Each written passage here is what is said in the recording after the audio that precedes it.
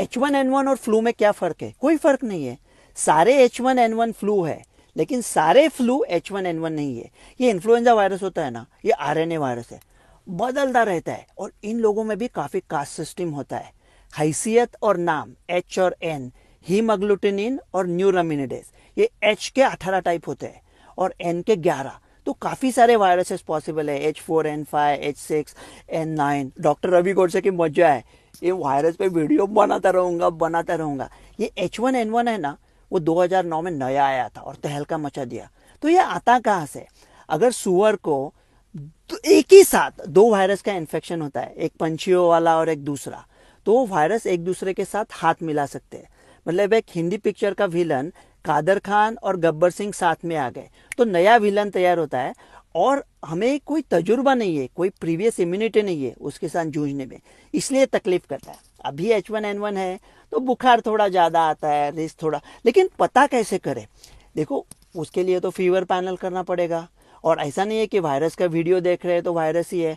आपको टाइफॉइड हो सकता है, चिकनगुनिया, डेंगू, मलेरिया, मेनिंजाइटिस, कुछ भी हो सकता है। अगर थोड़ी सर्दी जुकाम है तो पता है कि ये वायरस वाला है। तो ये जो उसके खिलाफ टीका भी है जो अमीर लोग लेते हैं इंडिया में, और दवा है ओसेल्टेमाविर। ये दवा का कॉस्ट होता है पूरे कोर्स का 550 रुपया, और ये वायरल पैनल का खर्चा हजारों में होता है। तो क्यों टेस्टिंग करें, सीधा दवा क्यों नहीं ले सकते? ये वैद्यकीय मशवरा नहीं है। अमेरिका में कभी कभी क्या करते हैं, ऐसा nursing home, old age home में हो गया ना, तो एक पेशेंट को हो गया तो मान के चलते हैं बाकी लोगों को हो जाएगा, और उनको वो ओसेल्टेमाविर का कोर्स दे देते हैं। इंडिया में अगर ठीक तरह से कुछ किया तो भी मुमकिन नहीं है। पता है क्यों? क्योंकि ओसेल्टेमाविर को कारगर होने के लिए उसको 48 घंटे में देना पड़ता है।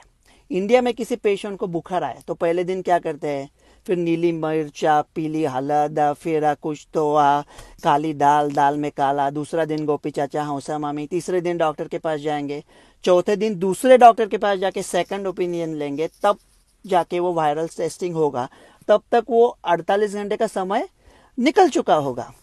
तो फिर करें तो क्या करें? ये वैद्यकीय मशवरा नहीं है।